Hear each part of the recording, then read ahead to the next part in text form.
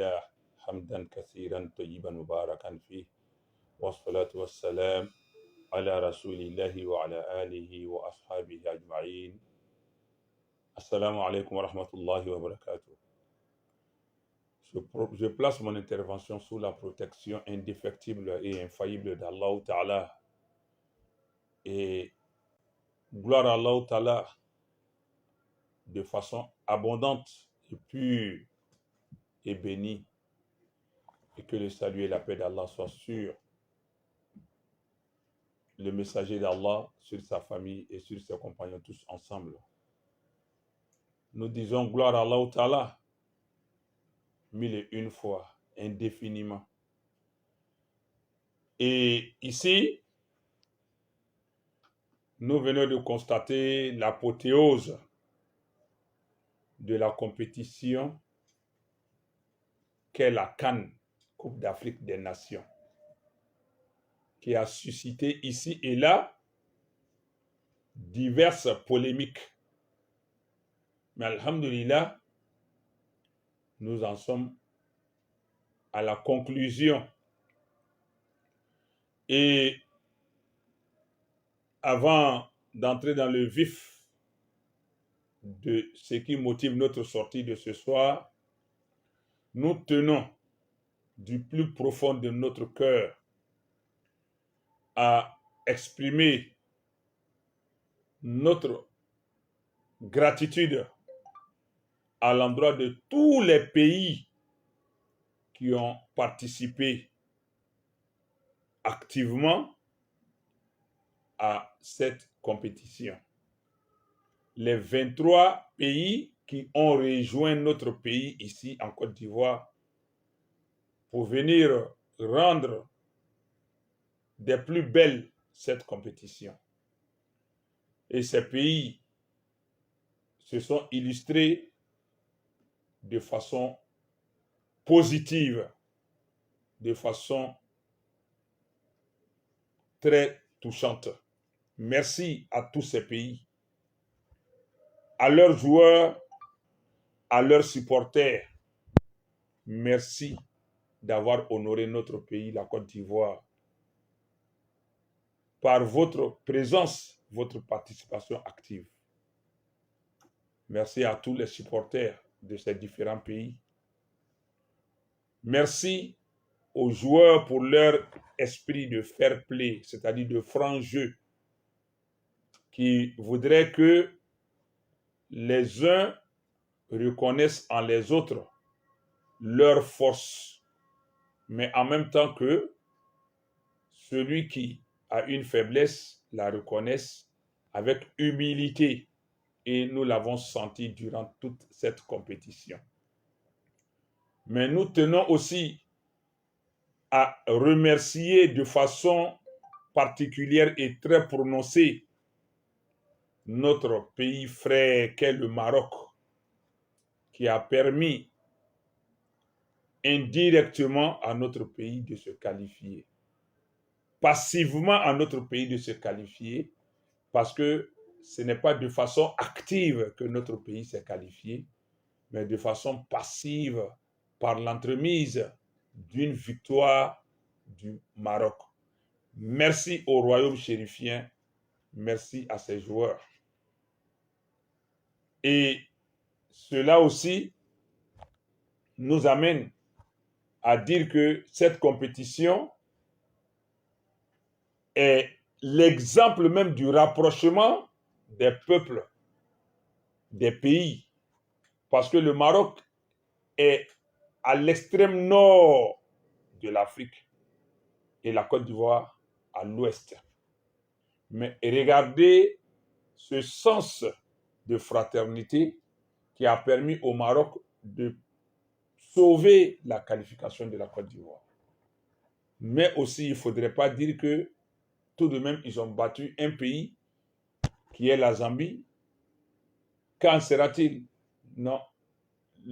La question n'est pas de pourquoi le Maroc a gagné la Zambie, mais la question est de savoir que la Zambie aurait eu sa qualification de façon active.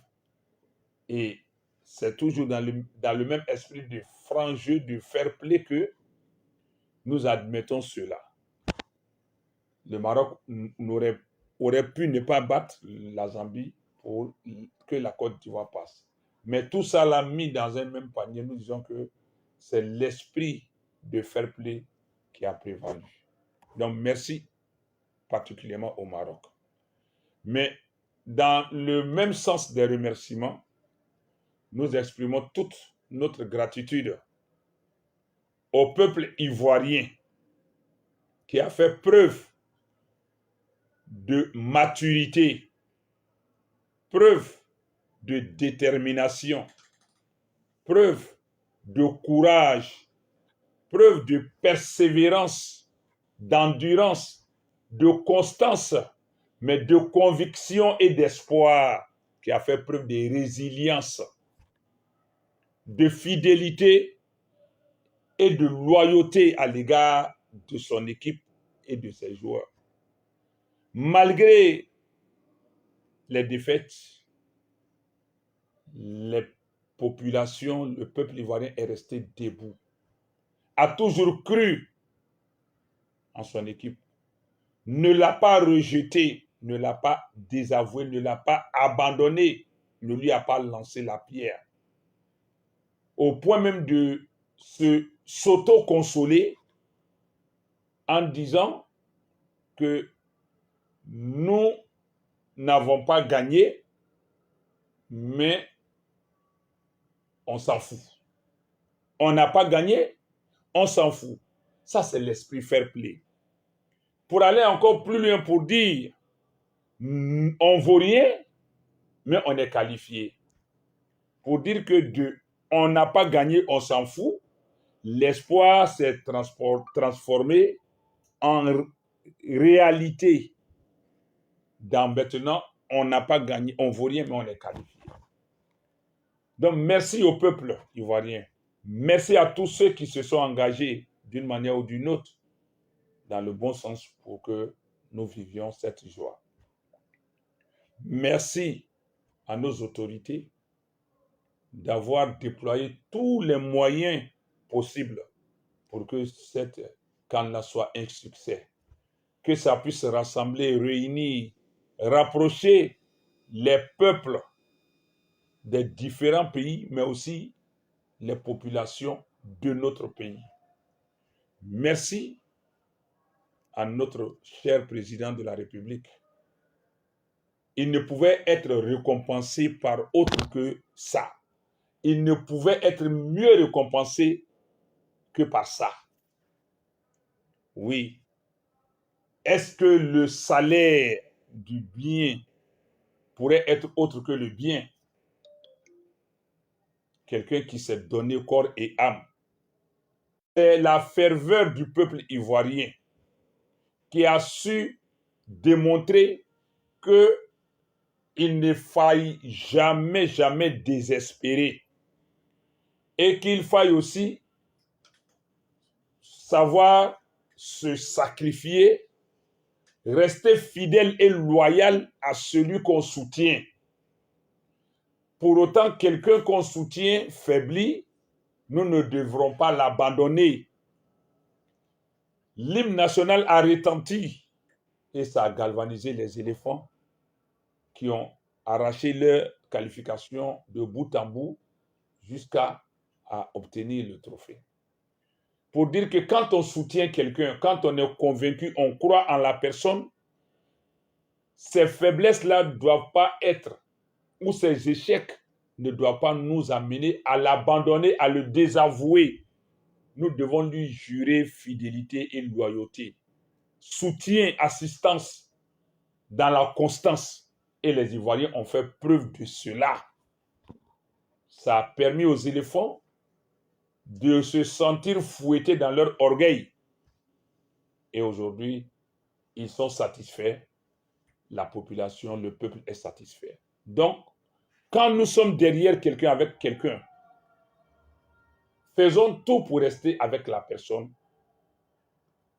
à condition que nous n'ayons pas de conviction. Sinon, si on a la conviction, on demeure fidèle, loyal on tombe l'arme à la main avec la personne. Donc ici, il y a, après l'humilité, le pardon des éléphants qui ont eu la gloire, il y a aussi la constance, l'espoir, la loyauté, la fidélité qui aussi peuvent être tirés de cette compétition comme une leçon de vie à travers le parcours des éléphants. Mais hormis cela, les autorités aussi n'ont pas blâmé les éléphants. Ils ont toujours eu foi en eux, des rencontres avec eux pour les galvaniser. Des promesses leur ont été faites pour dire que quand on a un enfant qui échoue, on ne doit pas le brimer, on ne doit pas le blâmer, on doit l'accompagner. On doit le consoler pour lui dire que perdre une bataille n'est pas perdre la guerre. Les autorités, malgré les déboires, sont restées fidèles, consolatrices auprès de nos éléphants. Donc un père, une mère, un tuteur ne doit pas toujours blâmer son poulain quand il échoue. Il a besoin d'affection, d'accompagnement, de consolation pour qu'il puisse se surpasser. Et nos autorités ont fait preuve de cela. Merci à nos autorités. Mais aussi, ce parcours des éléphants nous montre que l'homme doit toujours fournir l'effort. L'espoir, comme on le dit généralement, fait vivre. Et l'effort, loin d'être vain, ou encore l'effort, tant qu'il est, nous sommes en quête de recherche, nous sommes toujours dans la poursuite de l'effort, cela est source de succès et de prospérité. L'effort a été fourni. En toute chose, nous devons fournir l'effort. C'est aussi une leçon de vie. Mais il y a aussi l'esprit de solidarité qui a prévalu entre les joueurs, mais aussi entre les supporters. Nous avons vu les Ivoiriens et les Marocains entremêlés. Même des Burkinabés qui ont supporté les Ivoiriens, vice-versa, Burkinabés, Guinéens, et les uns aussi, les Ivoiriens aussi ont supporté certaines de ces équipes. Il y a eu un panache, ou bien je ne sais pas, de soutien pour dire que selon nos aspirations et convictions, quand on décide d'aimer quelqu'un, de l'accompagner, on le fait librement. Mais regardez, le Maroc qui a été le soutien à la qualification des éléphants, c'est le Maroc qui organise la prochaine CAN. Et en même temps, la Côte d'Ivoire étant qualifiée d'office pour cette prochaine CAN, je suppose, le président de la République de la Côte d'Ivoire a transmis le flambeau de la CAF aux représentants marocains qui étaient là. Pour dire que le peuple marocain et le peuple ivoirien viennent de sceller un nouveau pacte de fraternité, d'amitié, d'amour. Le président de la République de la Côte d'Ivoire a remis aux représentants marocains le flambeau de la CAF pour la prochaine CAN. Et nous avons vu un de nos joueurs, le capitaine, qui brandissait plutôt le drapeau marocain que le drapeau ivoirien. Tout ça, c'est beau à voir. Mais là où je vais terminer, en termes de leçons de vie, c'est que, alhamdulillah, il faut toujours croire en Dieu, en Allah, en le Créateur suprême. Les fétiches ne peuvent rien. Ce n'est que vanité, ce n'est que prétention, ce n'est que illusion. C'est le Créateur suprême qui a agencé tout ceci. C'est Dieu, l'Éternel, le suprême, l'absolu, qui dans sa prédestination a permis à la Côte d'Ivoire de prendre cette coupe. Appuyé des prières des uns et des autres. Cela veut dire qu'il faut toujours croire en Dieu, en Allah, en le Seigneur, et non en les créatures. Et Allah nous dit dans le Coran, wa qul jaa al-haq wa zahaqa al-batil. Inna al-batila kana zahuqa. Chapitre 17 du Coran, verset 81. Il dit, la vérité est apparue, la vérité est venue, et le mensonge a disparu. Le faux a disparu, car le mensonge, le faux est destiné à disparaître, est de nature à disparaître. À travers cette compétition, nous avons compris que les marabouts sont dans le faux, puisque nous avons entendu ici et là des défis, des intimidations, des menaces de ce que la Côte d'Ivoire ne serait rien dans cette compétition. Des gens sont allés jusqu'à se maudire. Si jamais la Côte d'Ivoire passe cette étape, moi je suis chien, je suis bâtard, je suis ceci, je suis cela. On a entendu toutes sortes de malédictions que les gens ont appelées sur eux-mêmes. Ils se sont déclarés féticheurs, idolâtres, marabouts, devins, charlatans. Ils se sont auto-déclarés et ont juré, ont promis l'échec total de la Côte d'Ivoire, l'humiliation de la Côte d'Ivoire. Mais ceux-là ont été humiliés comme Allah l'a dit dans le Coran. C'est à lui seul que revient la gloire, la puissance.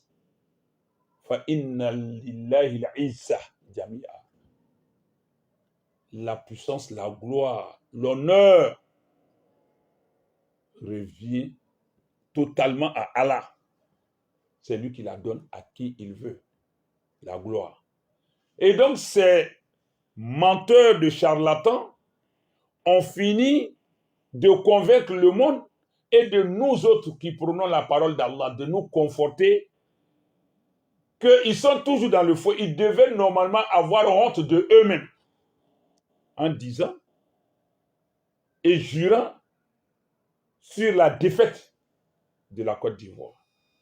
Mais je dirais que c'est de la lâcheté plutôt que de s'évertuer. Le temps que tu as pris pour dire que tu vas faire tomber la Côte d'Ivoire, ce temps-là et cette force, cette énergie que tu as déployée, tu aurais dû l'utiliser pour faire gagner le pays que tu aimes.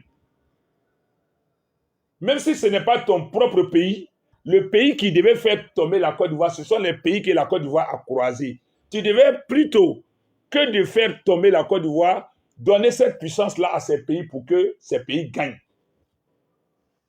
Il faut positiver nos acquis si réellement ces acquis sont purs et propres.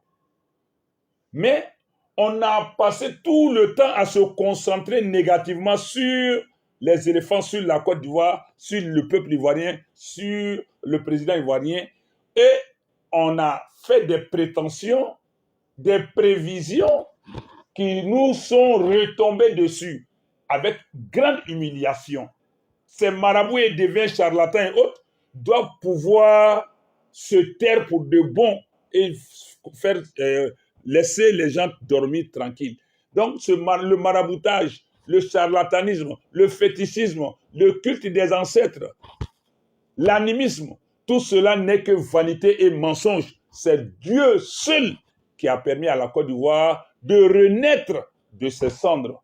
Aux éléphants de ressusciter de leur mort programmée, de reprendre du poil de la bête là où on les croyait tomber, pour dire qu'avec Dieu, avec Allah, tout est possible. Rien n'est perdu d'avance, rien n'est acquis d'avance. On continue dans l'adoration, dans la soumission, dans le recueillement, dans l'invocation du Seigneur. Et c'est à ce prix que le succès se trouve à la conclusion, à la fin. Et Dieu, Allah, s'est manifesté à travers ceci pour montrer que, en même temps que les autres sont des vaniteux, des menteurs, des prétentieux, Allah aussi a démontré que en Côte d'Ivoire, on n'a pas des gens qui maudissent, on a des gens qui bénissent. Parce que tous les religieux en Côte d'Ivoire, tous les gens qui se reconnaissent en Dieu, en Allah, ont prié.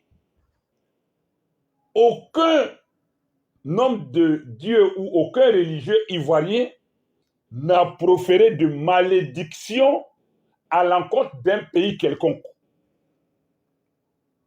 Certes, des ignares, des gens étroits d'esprit se sont attaqués mutuellement sur la toile. Se sont attaqués sur la toile. Mais la grande majorité des Ivoiriens est restée concentrée, focus sur la motivation des joueurs et les religieux sur les prières pour que le Seigneur agisse en notre faveur. Et le Seigneur en a décidé de cette façon pour dire que dans la vie, il faut positiver et il faut être positif.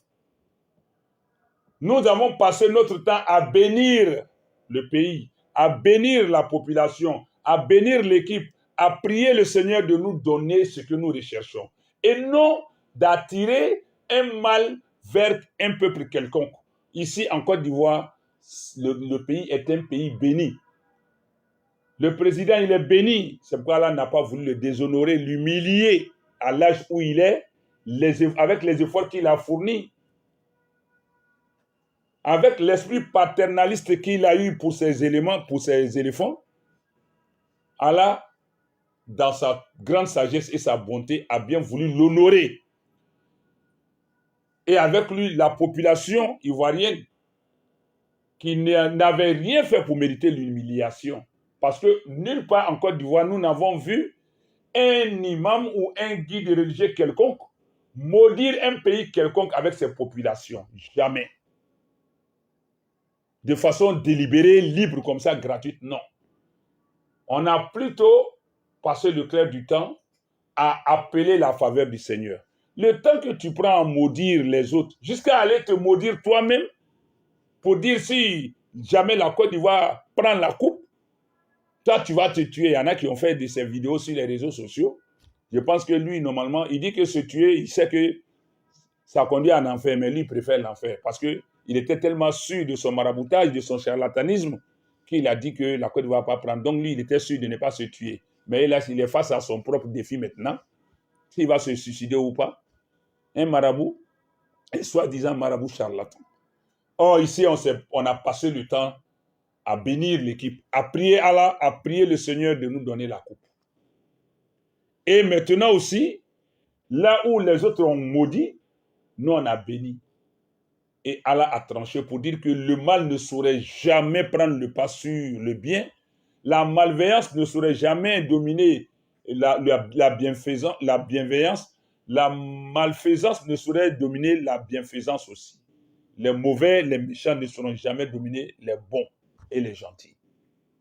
Et donc, nous demandons à Allah Ta'ala de faire en sorte que les peuples qui sont restés responsables durant tout ce parcours, maliens, burkinabés, guinéens, sénégalais, ghanéens, sierra-léonais, mauritaniens, libériens, tous les peuples de l'Afrique de l'Ouest et des autres pays sont restés responsables, imperturbables. Il n'y a pas eu de trouble majeur en Côte d'Ivoire pour une quelconque dispute, pour une quelconque raison liée au football à cette compétition. Nous disons merci à tous ces peuples-là et continuons de cultiver la fraternité entre nous, peuples. Laissons les politiciens et leurs politiques s'entre-déchirer. Mais nous, les populations, restons focus. Et je clôt cette intervention pour dire qu'il ne faut jamais sous-estimer quelqu'un.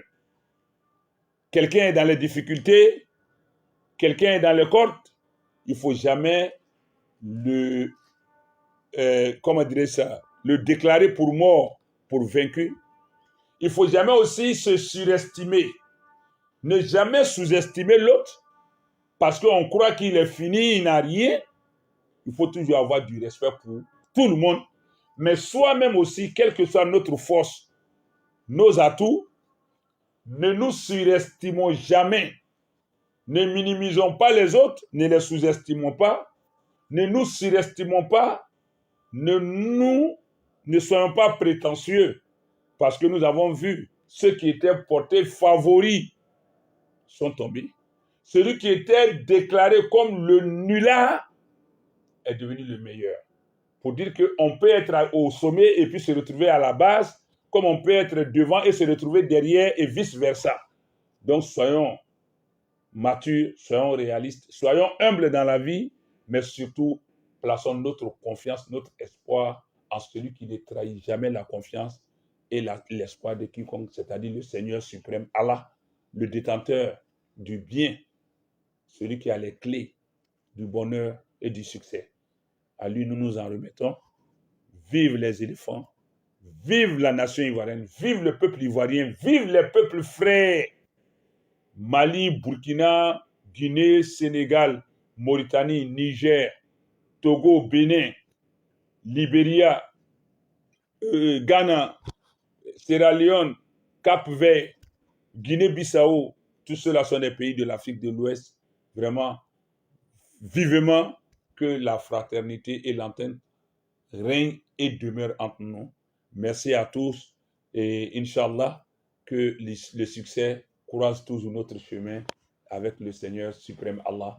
Aucun fétiche n'a fait ceci, aucun idolâtre, aucun mort, aucun ancêtre n'a fait ceci. C'est l'œuvre d'Allah simple. Nous disons merci. Assalamu alaikum wa rahmatullah.